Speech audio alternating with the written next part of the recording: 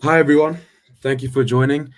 Um, as you know, this is obviously going to be a introduction to vulnerability management hosted by an individual who's graciously offered to do this. This all sort of spawned off one of the meetups we had. We had some people asking some of the general questions, and obviously those hack the box meetups we do are pretty much offensive. It's all about offensive security stuff, so penetration testing and hacking and all those good terms. So a couple of people who are interested in some of the more blue team stuff, they mentioned out, hey, we wouldn't mind having someone doing that. And Badger has offered, so I'm quite looking forward to see what he's going to bring. Just a few more maybe sort of housekeeping notes and stuff like that before we start.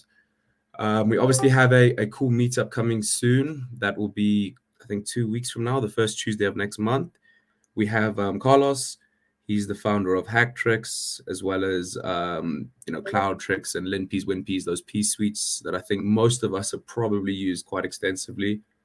I know I have used them a lot. So he'll be joining us for a topic, a talk. We don't know what he's prepared. It's as much a surprise to me as it is to you. So I'm quite looking forward to it. I'm going to be sitting there with my own popcorn, with my own notes, and learning just as much. I'm happy to hand it over to Badger now. And Badger, I think if you want to get started, I think Yeah, you can. thank you very much. Sure. Evening, everyone. Thanks very much for joining us. I think we're just going to give it maybe a minute or two and just see what the numbers look like in terms of people arriving. If you don't mind, or I suppose they could always rewind the stream a bit. So I'm not going to keep you waiting too long. I just want to say thanks to Toko for the opportunity. I've sort of been lurking around in Hack South for the last while and sort of getting involved here and there with people asking questions. And I'm great. I think it's great that we're getting a little bit into the blue side as well. Security is quite a wide area at the moment, so I think it's cool that we're doing a bit more than just the pen testing stuff as well. What are the? Should we Yeah. just get started, Tucker? Before, let me just say that I'm hoping Badger's going to encourage and promote maybe a few more people who have some sort of thing that they've done recently. Maybe it's something that you found cool or applicable. Hacksel's a platform that we can use, and as you can see, we've got capabilities through on YouTube. We can do it on the Discord itself.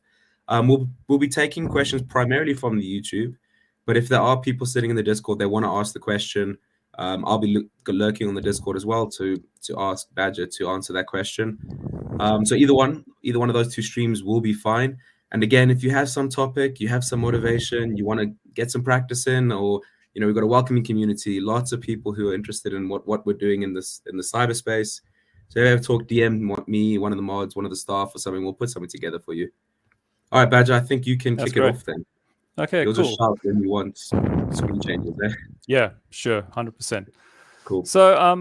So we're doing vulnerability management, and I just added the caption for traditional infrastructure because, of course, the first person to ask, was it for software vulnerabilities? And I said, no, this is just for infrastructure. So we're talking about your typical Windows estate, MacBooks, VMware, switches, ESXi hosts, all those sorts of good things.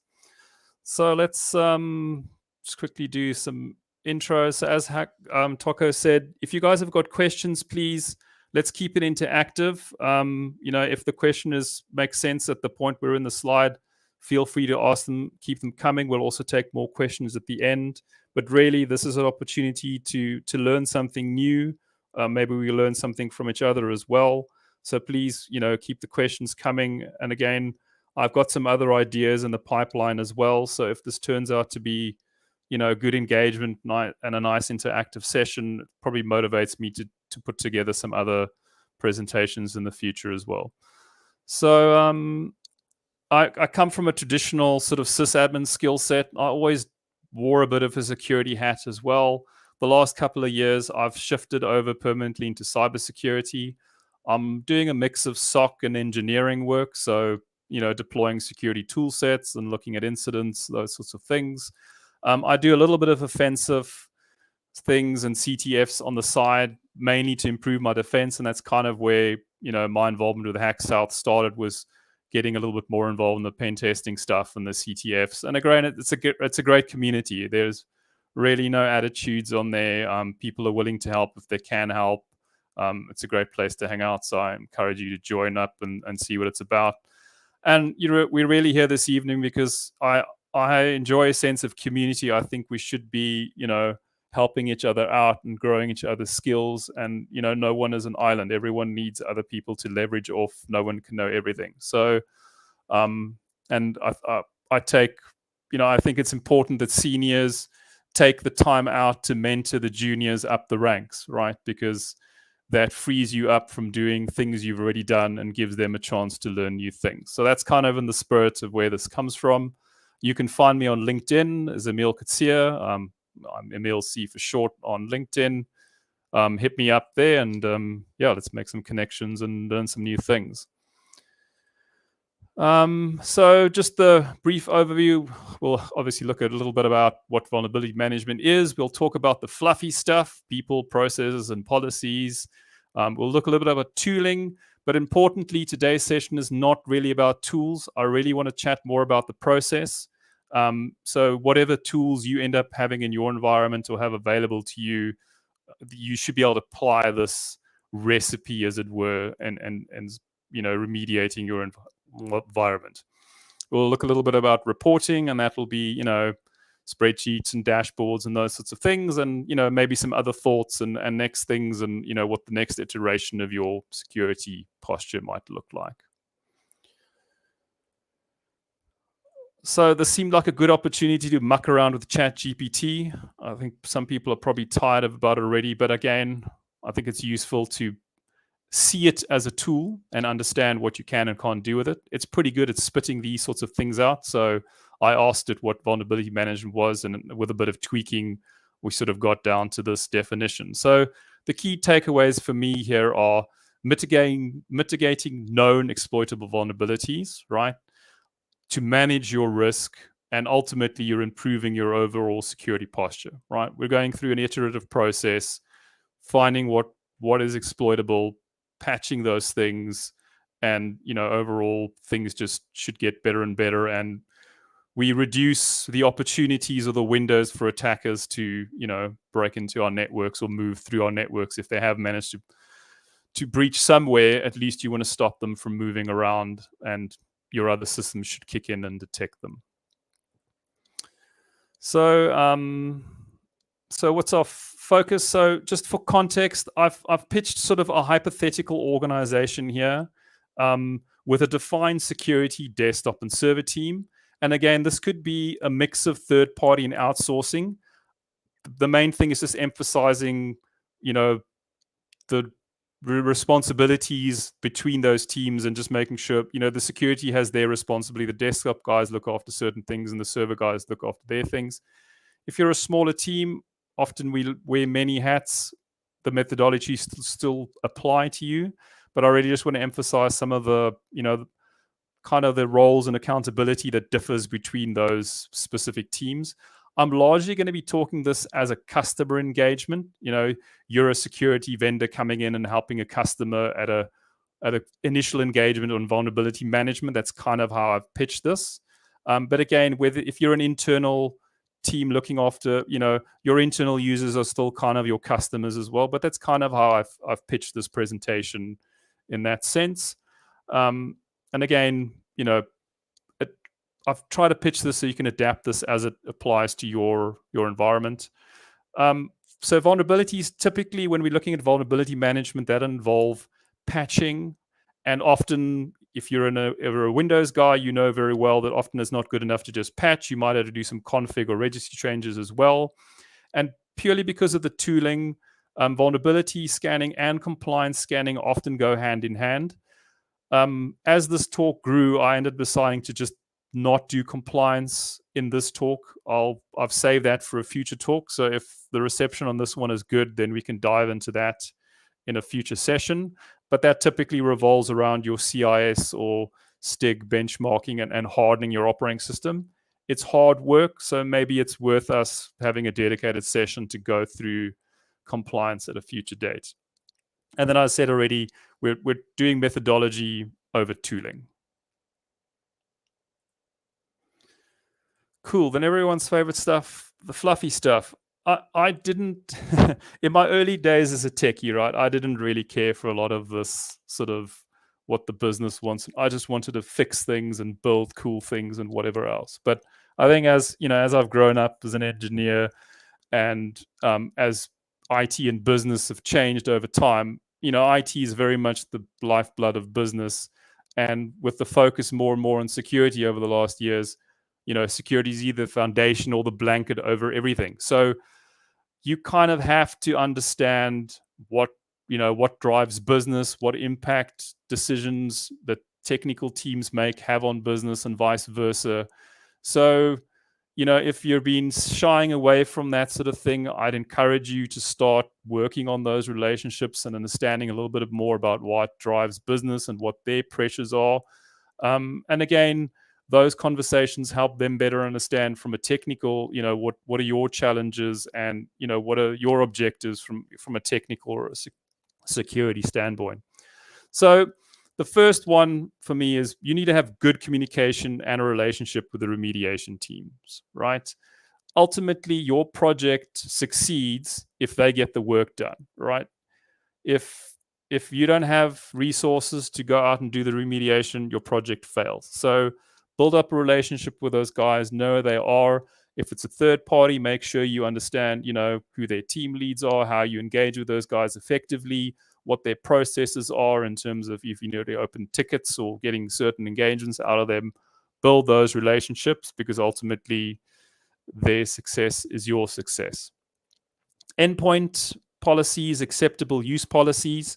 So these give you a couple of things. So the first one is it gives you an idea of what a company's maturity level is in terms of security, right? If they've already defined these things, then you can actually see, okay, cool, what do they mandate from an endpoint point of view? What tools should be on there? What versions are they covering? And then you can go and validate that. You know, are their policies actually being adhered to? Similarly, with the acceptable use policy, they might mandate, okay, company-owned device, only company-sanctioned applications. So let's go see what reality is. If you've got Steam installed and other unsanctioned things, what's going on here? You know, let's come back to the policy. And that kind of also helps you understand what your mandate in the environment is, right? We should be following the policies and deploying things and maintaining things according to what the policies say. So again, this is useful stuff to have a look at, even though it's drearily boring. It's useful stuff to do. Similarly, your patching and remediation policy, it's going to tell you, you know, how they deal with 0 days, how they deal with monthly patching, whether they've got dev and test and prod. You know, again, how mature are they? How do they manage these things? And again, if it exists, it helps you figure out what your mandate is and what the framework is you're going to work in when you're trying to drive this remediation project that will ultimately come. Or if it's non-existent, that's a separate engagement you then take on with the customer and say, look, as part of the project, we're going to have to figure out what these policies looks like so we can transition this into business as usual once the project wraps up.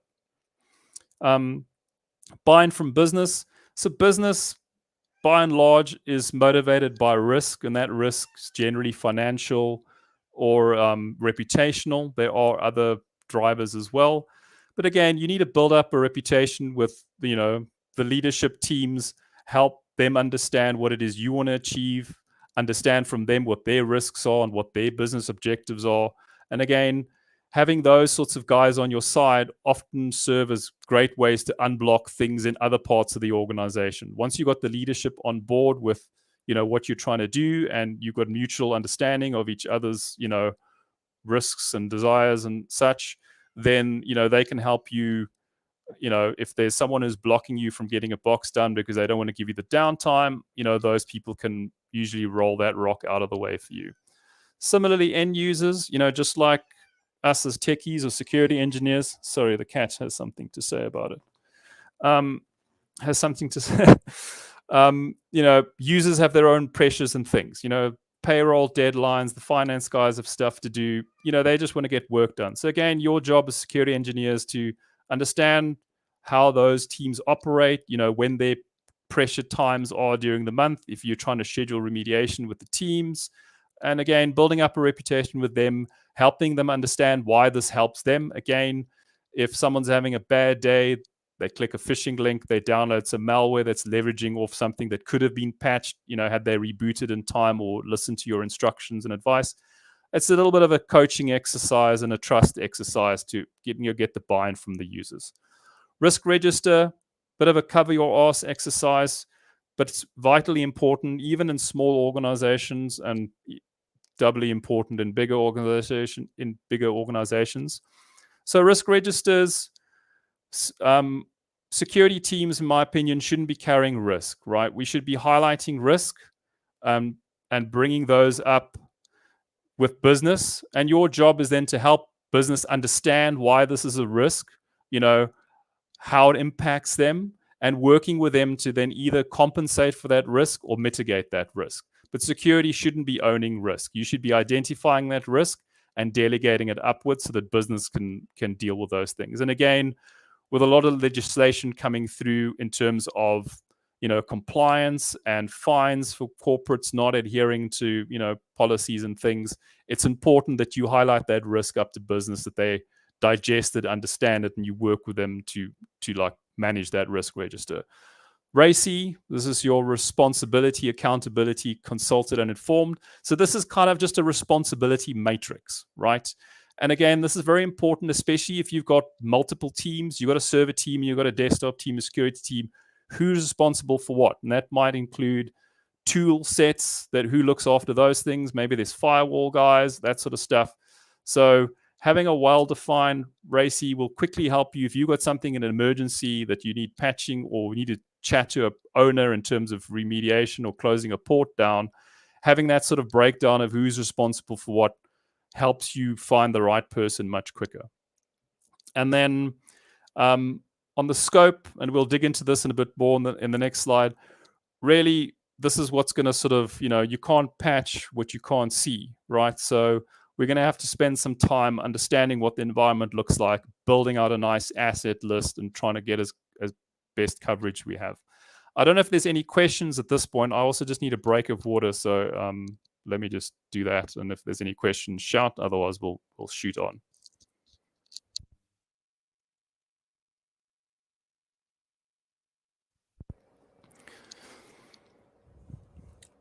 Cool. Our asset list. So I picked this image up a couple of weeks ago, and I thought it would be great in here. And I don't think there's a signal organization that has perfect, endpoint parity between all their tool sets. So I think it's a problem that everyone has. So, but we try and get these things sort of more or less within, the sort of 99 percentile if possible. So an asset list, typically how I look at things is I start with the crown jewels, right? So where's the company's intellectual property stored? Where is, critical customer data? Core business systems, typically the things that have a large financial or reputational impact when they go down. Those are typically the crown jewels. You want to know where they are, usually the top of your list. Sensitive assets, there's always something that falls over when you just look at it in a strange manner. Sometimes scans break things or crash services and such. So again, know what those assets are. External assets, we obviously want to treat our external and internal assets separately. External should always get higher priority over internal because the internet, as we all know, never sleeps. High-risk users, the typical CEOs, CFOs, anyone who's worked in first line or support desk knows the guy, even though you've scheduled well in advance the downtime and the maintenance window, will phone you 5 minutes into your maintenance window and ask you when the Exchange server is coming back online. So know who those people are. Might be worth spending a bit of time getting to know them, keeping them in the loop, what you're doing. And often those people, again, become assets to you in terms of unblocking problems that you might encounter elsewhere in the business. Risky assets, again, the reality is there's always going to be legacy stuff floating around, and the key is just for customers to be honest with us about that. Those are the boxes we need to, prioritize those in terms of, either remediating them or seeing what compensating controls we can put in around them while we work on a remediation plan. Your OS and appliance spread. that might impact the tool that you typically choose to go and do your scans with. You might get a limited scope where the customer just wants you to scan network switches or other sorts of appliances. So, then maybe you want to take something that's got a stronger focus on an appliance level scan that can do null scans and those sorts of things. So it's worth knowing those things. Network segments, office locations. Usually there's a spreadsheet floating around with VLANs on them. Get that out of the teams that, look after those. Ask them about office locations. The little 5-man branch office no one talks about because they've been, sent there for whatever reason. Get that information out of the customer. And all these things together should help you build out a pretty good list of things that you maybe everything's not on the list, but it'll help you go and scratch for more things, right? So network segments are quite important because you can stick those into your discovery tools and find additional assets that way. And then I'll just make a special mention here of IoT or operational technology stuff. That's typically out of scope of this sort of vulnerability management scan that you'll do. The IoT and OT stuff, there's a different set of tools that you'll use to scan those environments. So if you do encounter those not in scope, chat to the customer separately, whole different tool set, whole different approach, really. Cool. I'll move on if there's no questions here. There has been one. And then, sorry, yeah. There has been a question. Can I put it on screen for you? Yeah, sure. So okay, we got you. How do you deal with clients that have laptops not always connected to the company VPN? Yeah, cool. So we'll get to that. So typically what we'll do there is we'll use agents. And I think I've got a slide coming up where we'll chat a little bit about what that topology looks like. So yeah, certainly there is a solution for these roaming endpoint clients that aren't always online when you want to scan them. Thanks. All right, so tools. So these are tools I have experience with.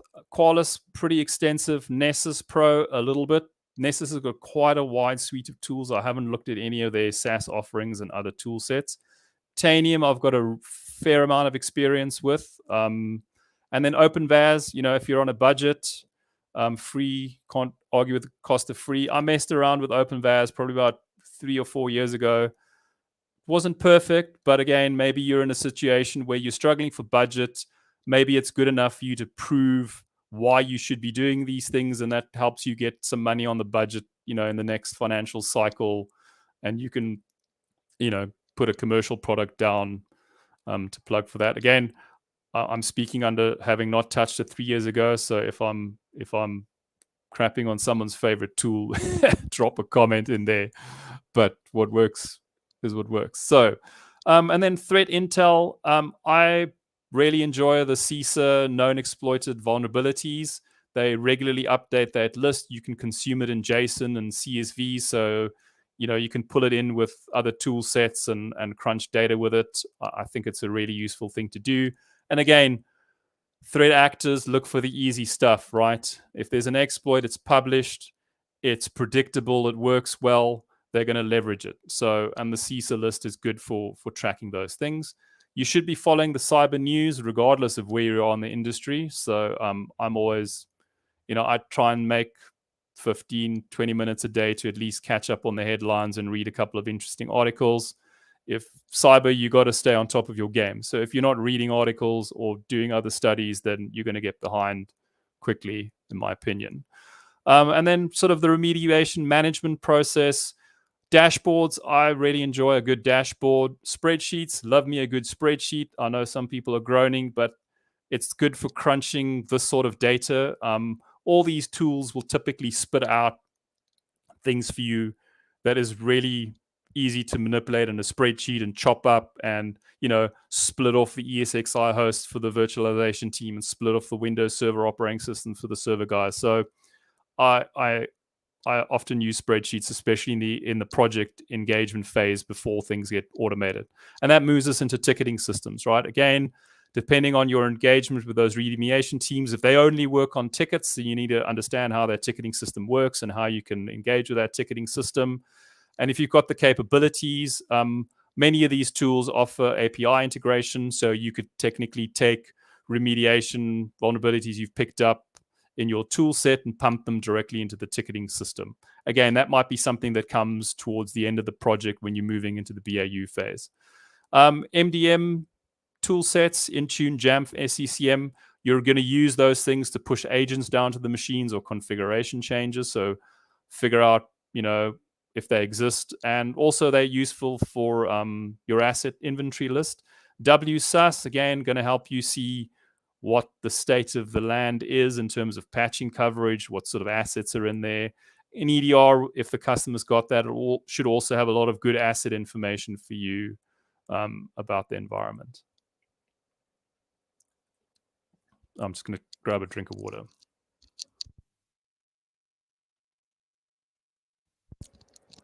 All right, so this touches on the question we had earlier. So agents versus appliance.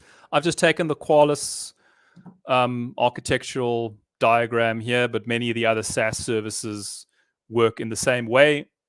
So they have a cloud component, mothership that all your stuff reports into, and you will drop an appliance. So this bottom screen here, your corporate engagement, you could drop appliances in the different segments. So if you had a DMZ, you could drop an appliance in there. If you had other isolated VLANs, you could drop your scanners in there. And again, if you're very strict about how those segments work, then you can drop the appliance in there to scan that environment and only open up the one port so the appliance can report back to the Qualys platform. So all of that is an outbound conversation.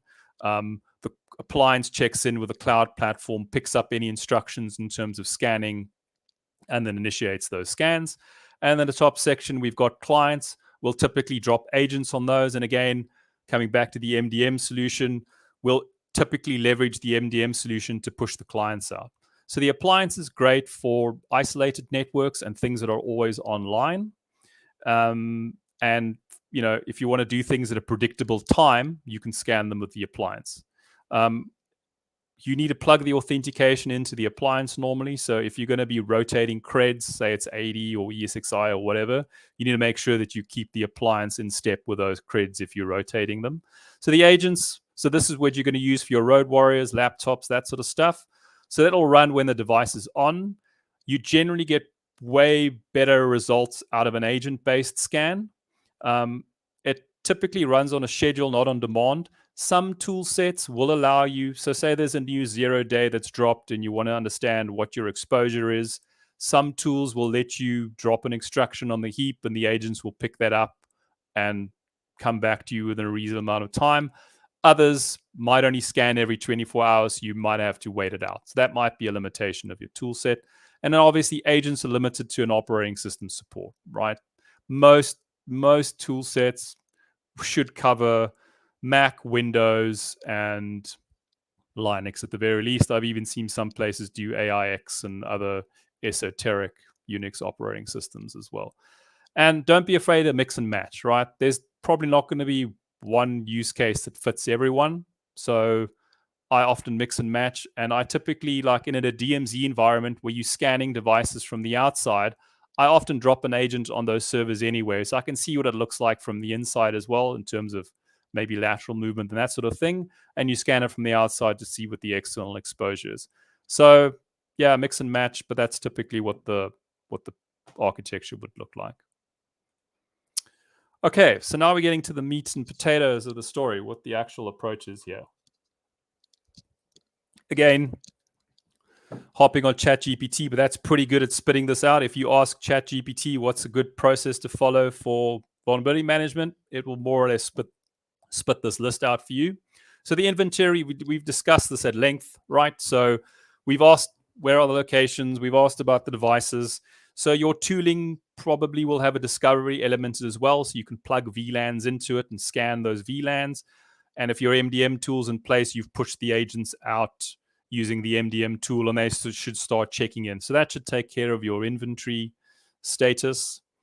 Then we're going to scan all those assets. Again, we want to scan the internal systems and the external systems separately and manage those lists separately because the external is going to be a higher priority for us.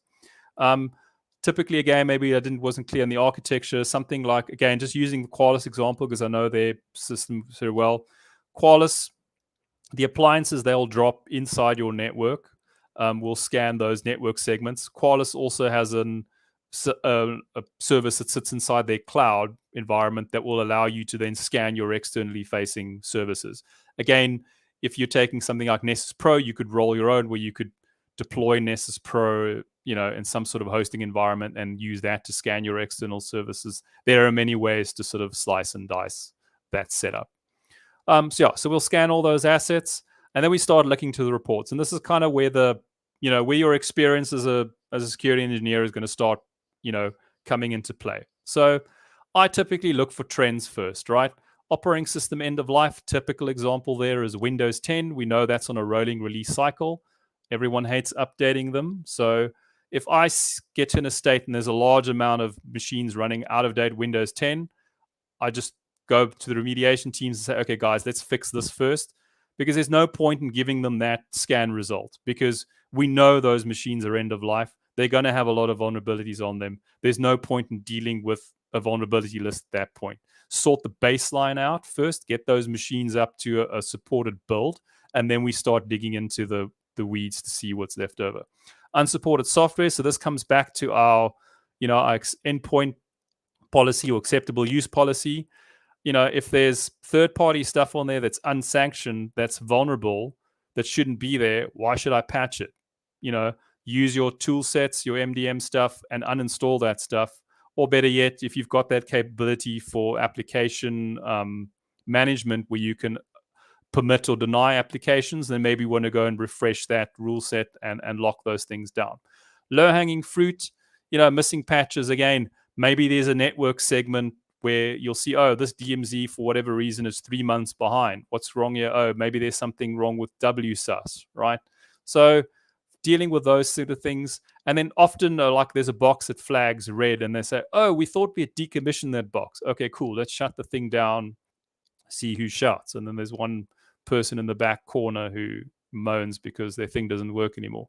Old applications, typically Office, Acrobat Reader, old browsers, those sorts of things that are hanging around. Again, usually those things occur because there's not good management of third-party applications, or the MDM tooling hasn't been leveraged to its full capability. I normally then, I don't bother sending those lists to the guys. I work with those teams to say, okay, how do we get better leverage out of the tools that should be managing these things so we can actually just deal with what's really a vulnerability that we want to deal with. And then known exploited vulnerabilities, the CISA list, we want to be looking at those. Those are, again, we take our asset list we looked at further. We look at our crown jewels in our environment, and we look at what the CISA ones are for that. And that's quickly going to help us focus, where we want to put our effort into. And then next, once we've dealt with CISA, then we want to start getting into the CVSS, into the criticals and highs. And again, things that are critical now might not have a known exploit for them, but over time, those, someone plugs away at it and then suddenly there's an exploit for it. So, once you've dealt with the CISA stuff, don't stop there. Start dipping into the criticals and highs when you're done there. And then, as I've kind of already alluded to, prioritize this as per your asset list and policy. So again, if you've got a patching policy that is nicely laid out in terms of the crown jewels getting patched and whether you've got a test and a dev cycle and all those things, see how that stuff gets followed. Is that process working? Are they sticking to the SLAs that they've laid out in that policy in terms of the time to patch? Again, sometimes there's a little bit of a, if these things have been outsourced to a third party, there's often great SLAs in the paper, but when it comes down to the nuts and bolts, those guys aren't necessarily delivering. So, check in, see whether those things are being adhered to, work with those parties or teams and figure out, why are these things not being adhered to? Oh, well, we asked for better tooling, or we did highlight a risk that this machine was out of date and we couldn't patch it in the time. And then those, often that comes out of the wash when you start having those conversations and picking away at these anomalies. And that's kind of like, where it's not just about scanning something and dropping a report in someone's lap. You should be asking questions and engaging with the teams and the role players and understanding why things are in the state they're in. And often then the history comes out and you get a better understanding of why things are the way they are. And then often you become a bit of a mediator between those teams and maybe business and trying to now find a resolution to these problems that have been lurking around for a while already. And the key thing is that this needs to be applicable and achievable. And I think I've saved the next slide, but the phrase here is don't boil the ocean, right? We need to break these things up into manageable chunks, right? So let's start with the crown jewels. Let's start with the CISA known exploited vulnerabilities. Let's start with the servers, and that's a small digestible chunk of stuff we can deal with. So keep that in mind. Your job is going to be to work with those teams and help guide them and prioritize the things with them. You're not just throwing a list of vulnerabilities over the fence to fix. Otherwise, you're not going to get anything done. You need to break that thing down, make it applicable to them, and try and help them make it achievable. And then we're going to move into the remediation step. So the relationship we've been talking about, those remediation teams, we're going to start leveraging off that. And I've already kind of said, you need to be offering guidance to those teams, right? You might have to go off and do some research or work with them to do some lab work. There might be some impact in terms of, switching on SMB, signing on that sort of stuff. Might have to get lab first because things break in those sorts of scenarios. So again, your job is to work with those teams, offer the guidance, and help keep things ticking along. Documentation is also going to be quite important. So if you've got complex fixes that have been labbed first in dev, make sure those things get documented out properly so that they're nicely reproducible when you get to prod. If you've found problems and you've got compensating controls, instead of fixing things, document those, because in 6 months' time, no one remembers anymore. If there have been decisions that have been made and someone said, no, I'm not going to do this now because I'm decommissioning this thing in 3 months' time, make sure that's documented. And again, if out of all of this, there are risks that you've identified, get those onto the risk register, engage with leadership team, delegate those things upwards so that they can own that risk and you work with them to resolve it. And then you rinse and repeat the process. That's really, really how it goes. And again, I'm looking at this from an initial project engagement, right? So this might take 3-4 months, depending on the size of the environment and the availability of resources. It might be good to, if you're sitting with a team that's got limited resources, part of the initial project engagement, figuring out, often teams have got their own internal projects and things they're working on. So maybe this needs to slot into that time they would normally have for an internal project. And this becomes a project that they dedicate time to, or that they agree to bring in, an outsourced resource for 3 or 4 months to help with just keep ticking things over. Because often the remediation teams are also looking after the day-to-day things and dealing with end users and other upgrades and projects and those sorts of things. So keep that in mind as we move through, and then we'll ultimately start getting into sort of a BAU phase. Are there any questions at this point? Been some questions, but the community has also been very good at answering them. I can bring a few up if you'd like to have a look. Here was the one asked earlier.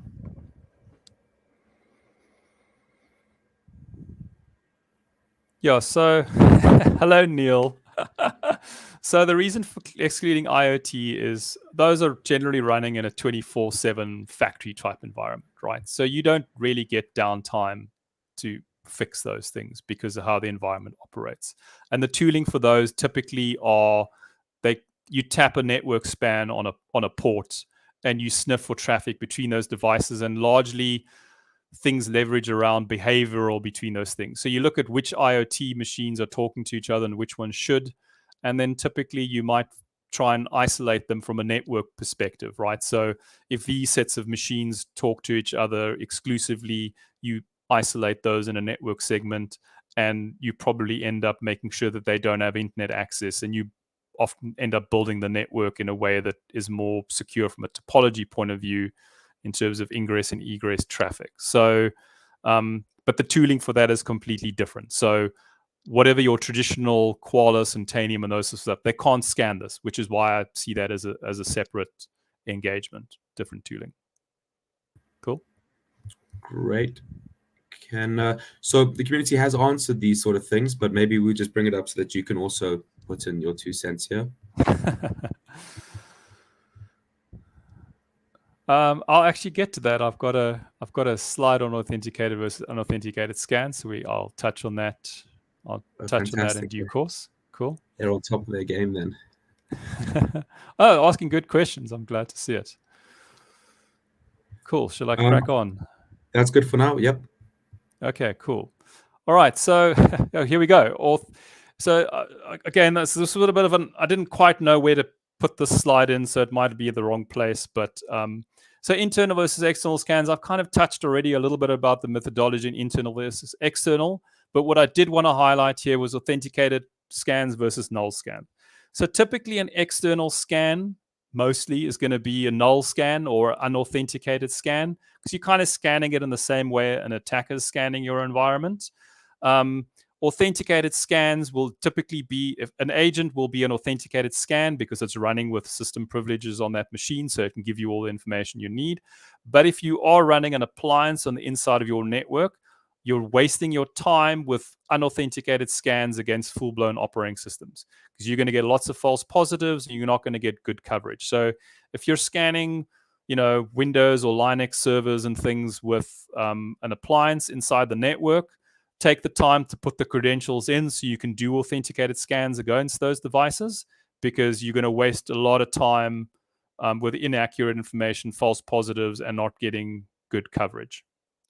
And then again, when you look at those reports, I typically look at an external report, and the first question I ask is, should this port be open, right? And then we start looking at, if it should be open, is there a CISA, known exploited vulnerability associated with that? Can we shut it down temporarily while we get it patched? Those are the sort of engagements. And again, brings us back to the relationships you've been building. Do you know who those teams are? Do you know who's responsible? Can you find that guy quickly who needs to shut the port and the firewall for you? And then internal, again, I've touched on this a little bit. I typically see, is our internal patching actually working? Let's fix the tooling first. Acceptable use policy, we've kind of touched on those already.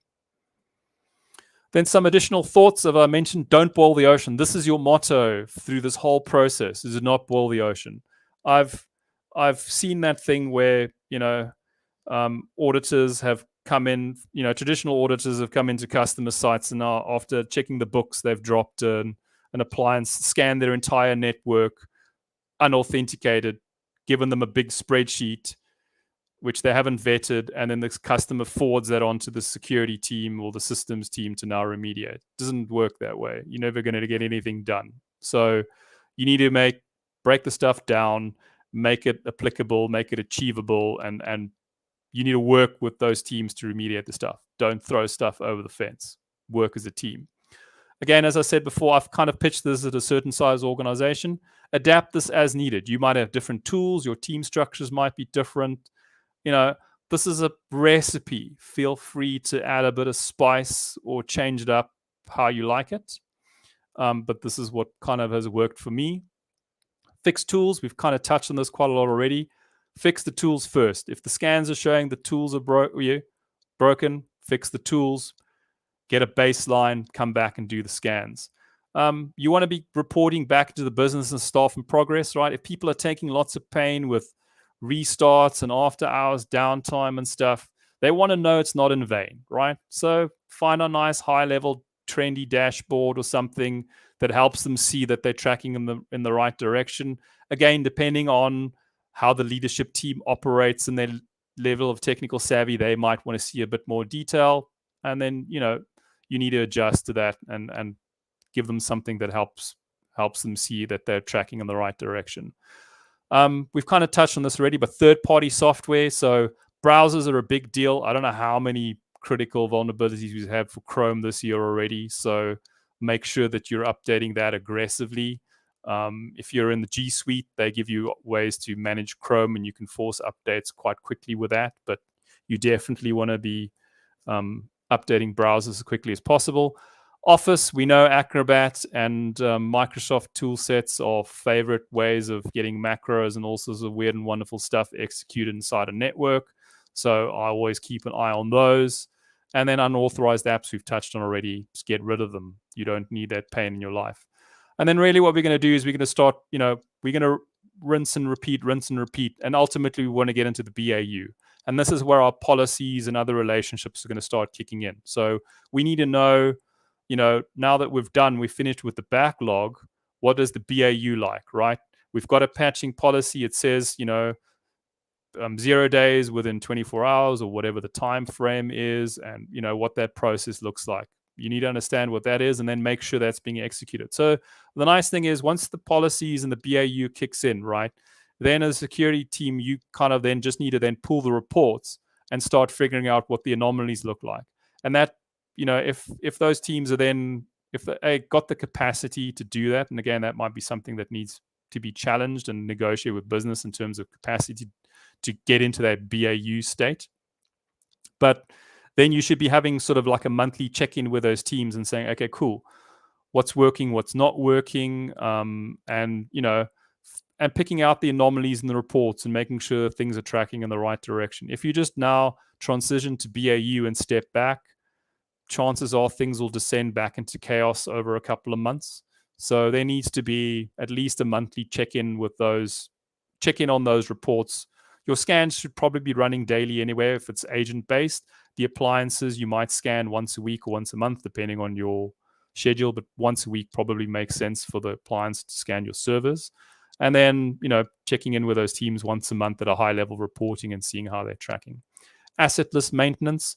So continuous discovery processes. So again, this will be a combination of things, right? So if a new laptop is purchased, what's the process for making sure that that thing is added to the asset register, that it's enrolled in MDM?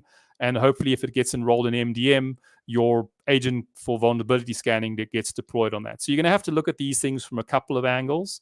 So you're going to use a combination of tooling for continuous discovery, but you're also going to have to make sure that the processes that have people involved are actually being executed properly so that you actually keep on top of your sprawling asset inventory.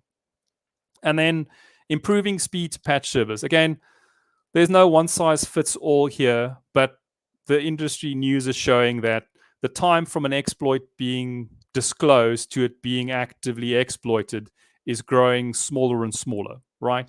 So you need to figure out what in your environment you can patch as soon as possible after, typical patch Tuesday. So that's a challenge, and that's going to be different in any environment.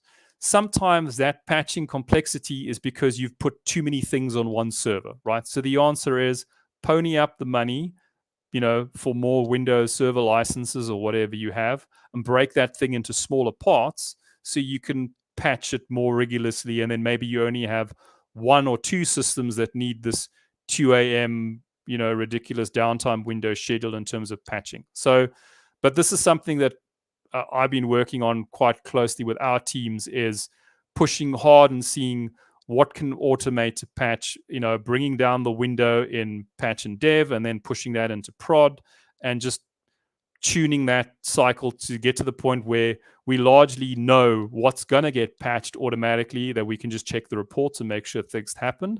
And then there's a defined process for the things that need hands-on keyboard to actually deal with. But I'd say that's an important step to try and focus on automating patching as far as possible. And that probably also applies in your third-party stuff, right? If you can push out Chrome updates with your MDM toolset, then do that, right? And get things into a state where people are forced to reboot.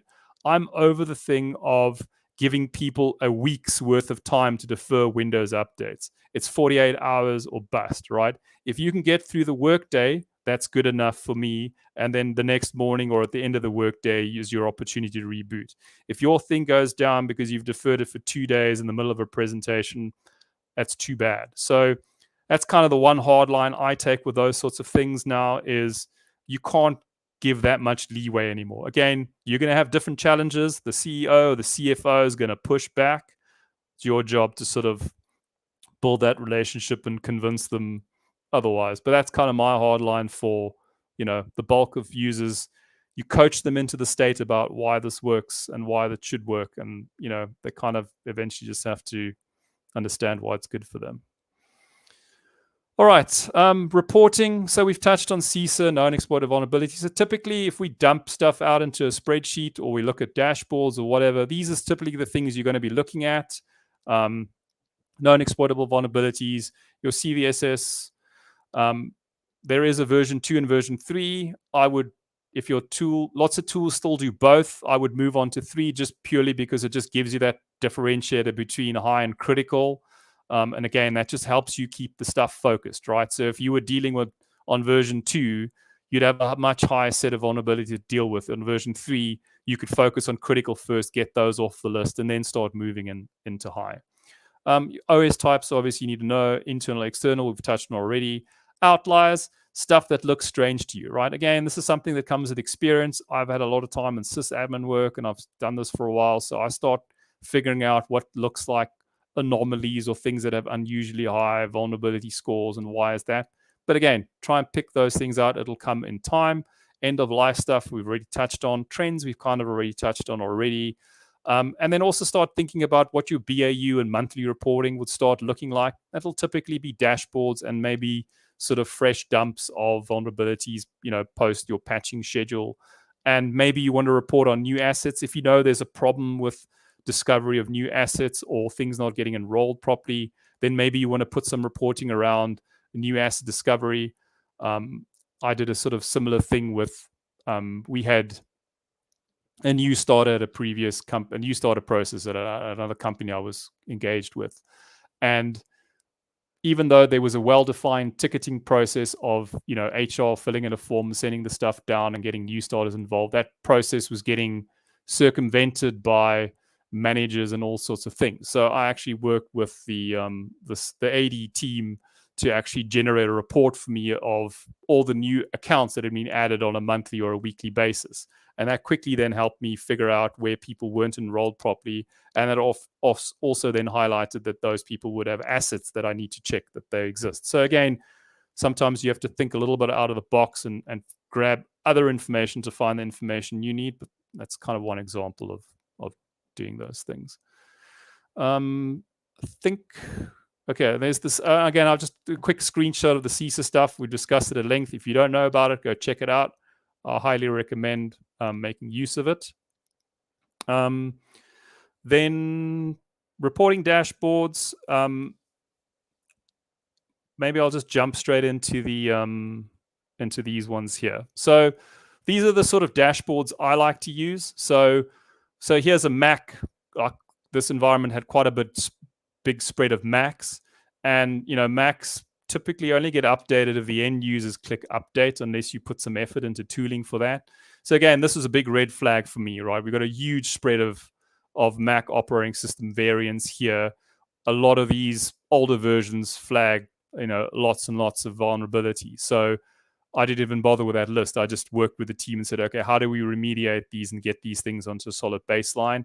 Here's a quick example of Windows 10 build. So again, if your baseline is 19044, what are the stragglers doing? What can we do to get these 25 machines dealt with? And again, just dealing with those 25 machines, getting them up to spec, probably chops a lot of vulnerabilities off the bottom of our list. Out of that applications, you can see here we've got Chrome, Zoom. Zoom's also had some issues over the years. So again, you might want to focus on these and get them pushed out with your MDM. This is like a typical trend graph that I like to track. Fortunately, this was kind of early in the engagement, so it doesn't quite show that dramatic drop-off you'd like to see. But this is sort of the thing I track sort of over 90 days. So see what your initial status looks like. And as you start chipping away at fixing things, you should hopefully see this start dropping off. And that's a great slide. I like sharing that sort of trend graph with business and the users so they can see that things are moving in the right direction. And then again, if you've done with your sort of CISA stuff, then maybe you want to look at what your sort of by your severity level. What are my critical things and what are the most counts? So again, if I've got 41 and 41 here, how do I quickly deal with this? Is this just a monthly patch that hasn't rolled out? Bonus, let me go fix WSUS or figure out what's going on there. Or maybe there's a bit of work here. You need to push out a GPR update, but that's 41 things you can quickly kill. And you kind of then work your way down this list. So what I did want to do is, can we flip over to the spreadsheet quickly? So this is just a sort of a dummy data example I've put together just to kind of give you an idea of what I deal with initially. So this is a small sample set of data. You might get like 20, 40,000 lines depending on what your environment looks like. But this is typically what you should be getting, right? I don't know if someone wants to see. I have bumped this up to 125%. Is this legible for everyone? I'll scroll left and right now, at least if the font is right. I don't know if someone can just give us a yay or nay in the chat.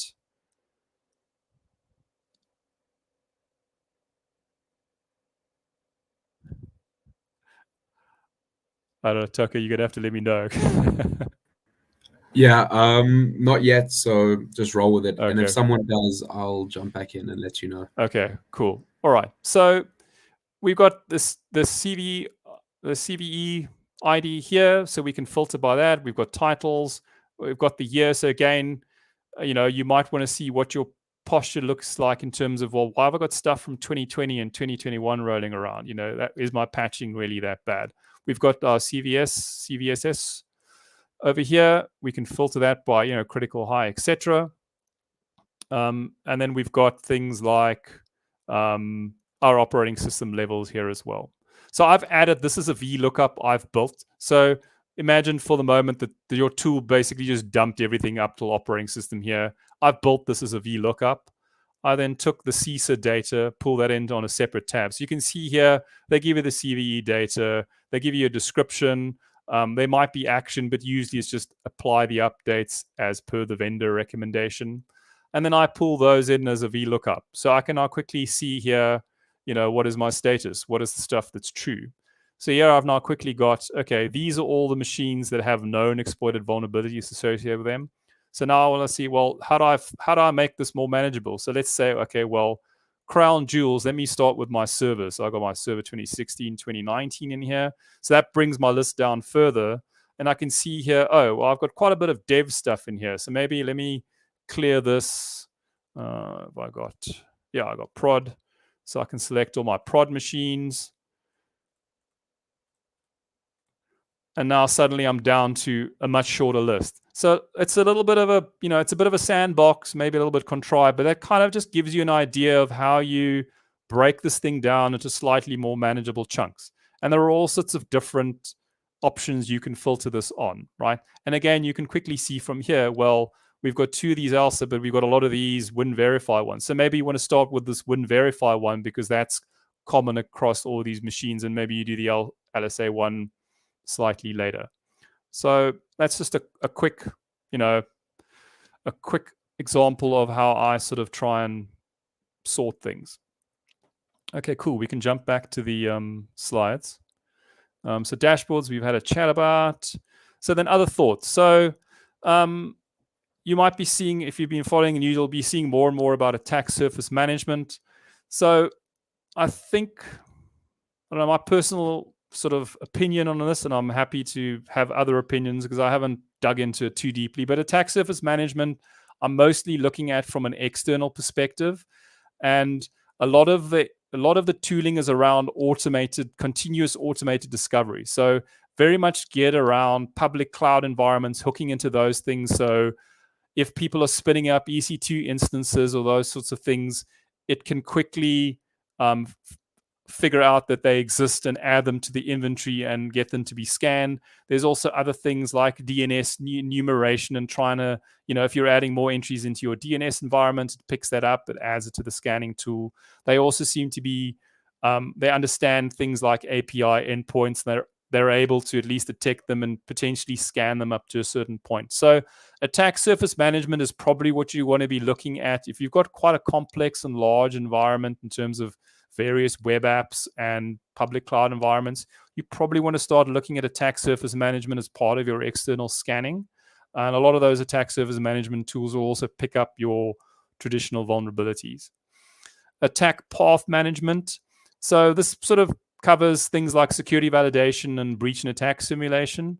So all this good work you're doing in terms of working with the teams to remediate things and patching things is helping you, lock your environment down to try and prevent exploits, or if something does get popped, prevent lateral movement through your network. So this is kind of testing that homework in a sense and seeing, well, can these tools, simulate an attack through my network? And it probably more speaks into what your monitoring looks like. So does your SIEM pick it up? Does your EDR pick it up? And are your teams responding to those things in time? Software bill of materials. I think Log4j has sparked a lot of those conversations. Not something I've spent a lot of time digging into. And again, I think it probably depends a lot on your environment and what you're doing and what you're using there, but maybe something that is applicable to you. EDR tools are starting to play in the vulnerability reporting space. I know Microsoft Defender for Endpoint is doing that. I've seen Bitdefender And if you've mucked around with Wazoo as well, they also do that sort of thing. So again, if you're sitting at a point where you've got budget for one tool and not two, then maybe find an EDR tool that will give you some vulnerability reporting.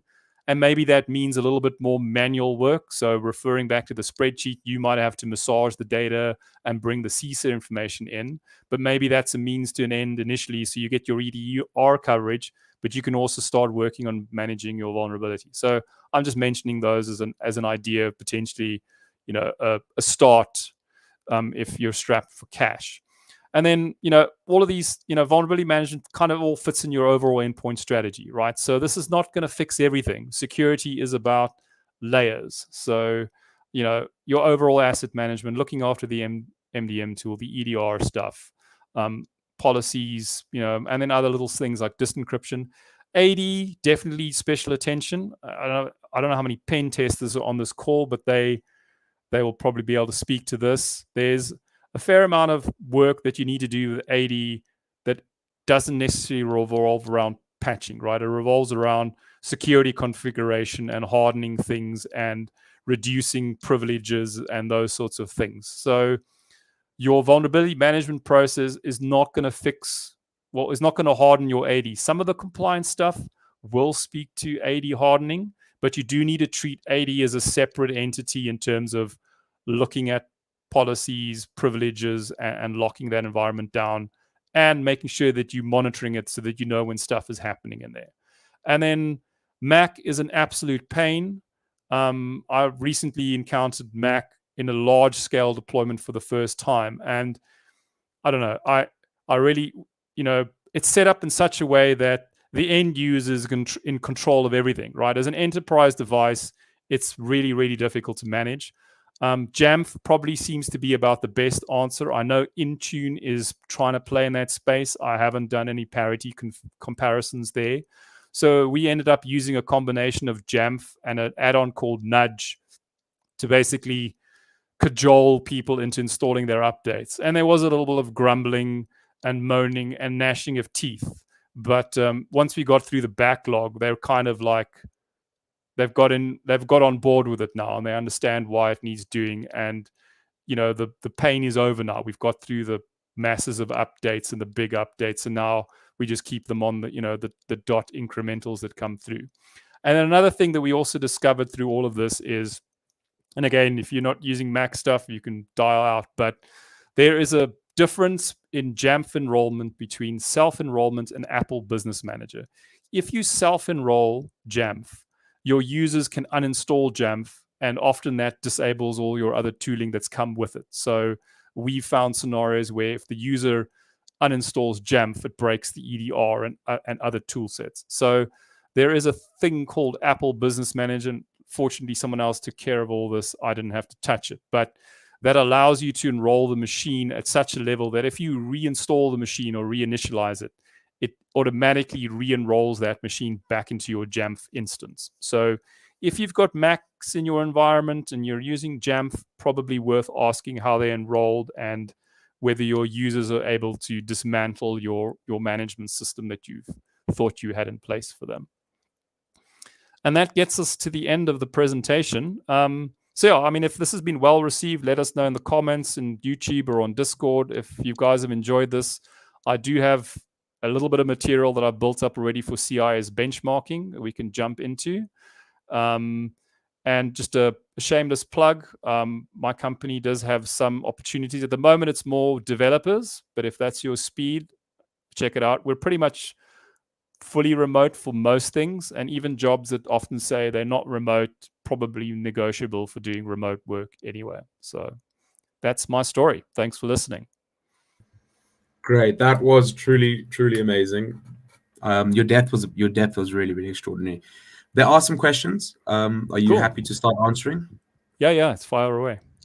First, just a request. Someone's requested that the slides can be made available. We can figure that out. I'll leave. Okay, maybe great. we can pack them and drop them on LinkedIn. That's probably the easiest, right? I think we do that. We can do something around that. So if you're not following the HackSouth LinkedIn, then I'd recommend it because we'll put the slides on there and maybe on the HackSouth Discord. Awesome. First question. I'm going to just put them on the screen and then you'll Sure. start logging away at them. So the one place I've seen lots of free stuff, although it's tool specific, is Qualys. So I think they just need an email address out of you. But Qualys has got a couple of modules across their tool sets that you can do training on. Probably a little tricky if you don't have access to Qualys, although they do have a community tier that you can sign up for that'll give you at least the vulnerability management portion, so you can install an agent on your own machine and run scans. That's the one I know about. Most of this I've kind of, other people have mentored me, and stuff I've encountered on my own time as sysadmin is kind of what's gotten me to this. There are a fair amount of articles I've come over from time to time where people discuss methodologies and approaches to vulnerability management, so maybe go seek some of those out. And the other option is play around in labs. So fire up OpenVAS at home, or if you've got some R&D equipment in the office, fire that up, mess around with it. Maybe play with WASU as well. I haven't messed a lot with it. I've looked at it on paper. They've got like a little bit of an EDR, so it's XDR type agent that you can drop. So it's doing more than vulnerability scans. But again, maybe that's something that's worth doing. And you also get a little bit of, WASU will give you a little bit of SIEM type exposure as well. So all that good stuff about breach and attack simulation and attack path management, you can maybe feed into that as well. So I would maybe start there. As for paid courses, not off the top of my head. If someone else has suggestions, feel free to share. Database scans. Some of the tools will allow you to put in credentials for a database and scan them. I personally haven't got a lot of experience with scanning databases specifically.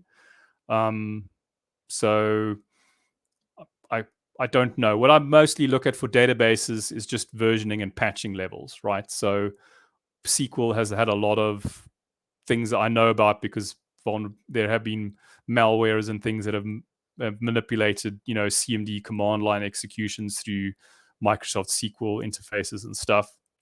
So I typically look for those sorts of patching. And probably, yes, you want to look at, some sort of baselining in terms of hardening SQL. But some tools can scan into a very fair number of databases if you give them credentials. I unfortunately just don't have a lot of experience with that. Sorry. The next question comes with a clarification following it. Mm. And Showstopper is saying, I mean the technical report and not the executive report. So presenting the executive, when presenting it, what technically?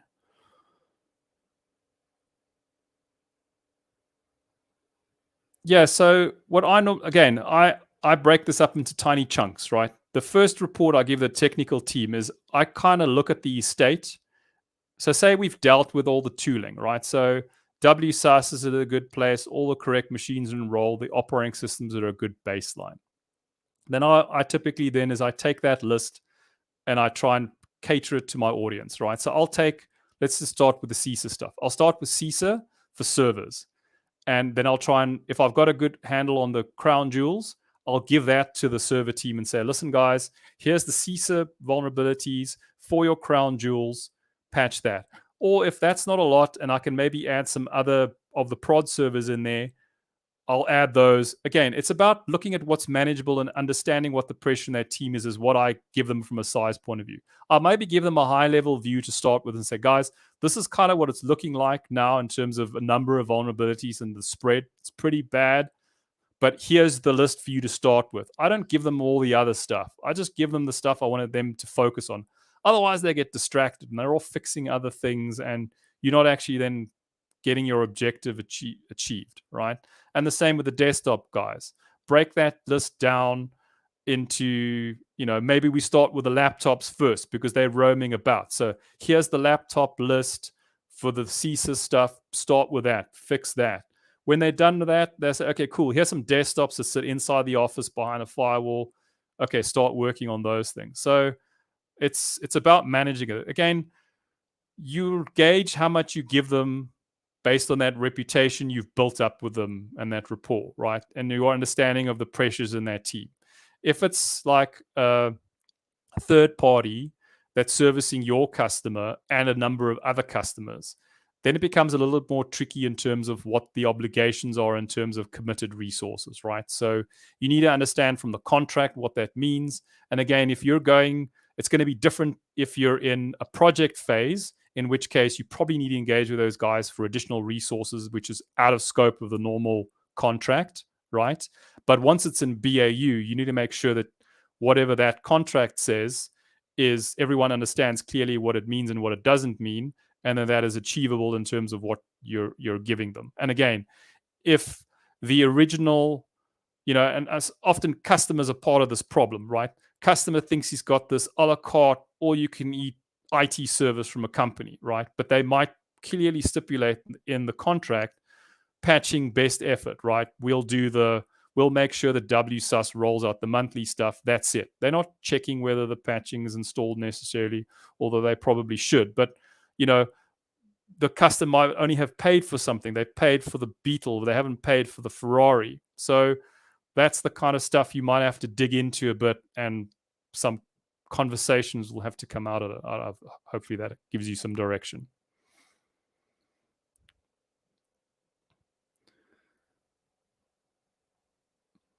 So the only way to really do that is have a good dev environment. And again, you'll leverage off those remediation teams, right? So you've got your list of sensitive products, the things that might fall over. You've got a list of your crown jewels.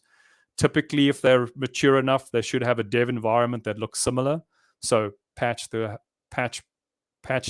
see if it breaks. If it doesn't break, then do prod. And again, they should have downtime windows and rollback plans and all that sort of stuff should still be in place. So if a customer wants 100% guarantee that prod won't break, you can never really do that. You can do the next best thing, which is have a like for like copy of dev, test it all thoroughly in there, and then go in with a solid plan and make sure that, if the guy who needs to do the backups and whatever else either needs to be on call or part of that change, if it's that sensitive stuff. So it's kind of really how you manage that. So in the cloud, okay, so there are two different layers to the cloud, right? So you still have a traditional, just call it a VM running in a cloud, right? There could be a thing running Linux or a thing running a Windows server. You can install an agent on that. You can scan it in the same way. You probably patch it in the same way. The thing that's different with cloud is and again, I'm using Qualys as an experience because I've used that tool set specifically.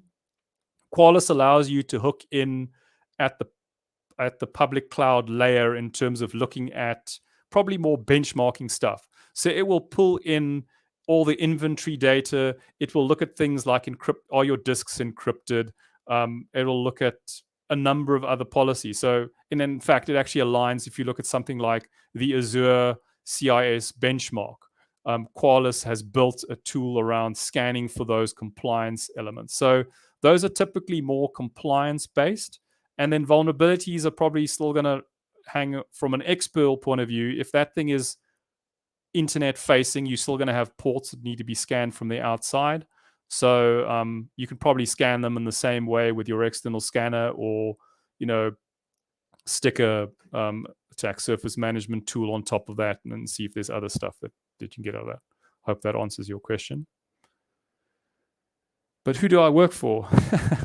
So I work for a company called Utility Warehouse. They're a UK services provider, or utility provider. We do sort of gas, electricity, mobile, insurance, a one-stop shop. So I'm internally facing them. I'm not customer facing anymore. I used to be customer facing. So kind of where this mentorship need has come from. I don't have a lot of opportunity to mentor people anymore, so kind of felt I needed an outlet for that. So here we are.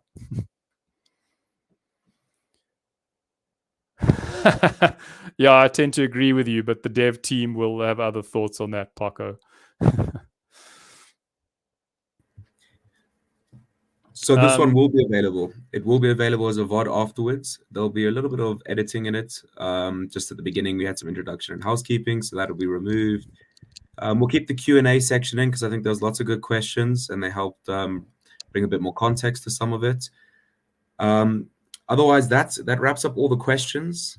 Lots of positive feedback, lots and lots of great stuff. I think, Badger, okay to say if there are questions that come up later, they can ask in Hack South or something, or maybe reach out to you on LinkedIn if you're okay with that. Yeah, or I mean, or better yet, join our Discord and grow our little Hack South community. I think is also worth doing. Yeah. Great. Okay, then we are happy to end the stream. I don't see any more questions. If I am blind, I'm very sorry. Otherwise, thank you very much. That was fantastic. Cool. All right. Keep well, everyone. Have a lovely evening.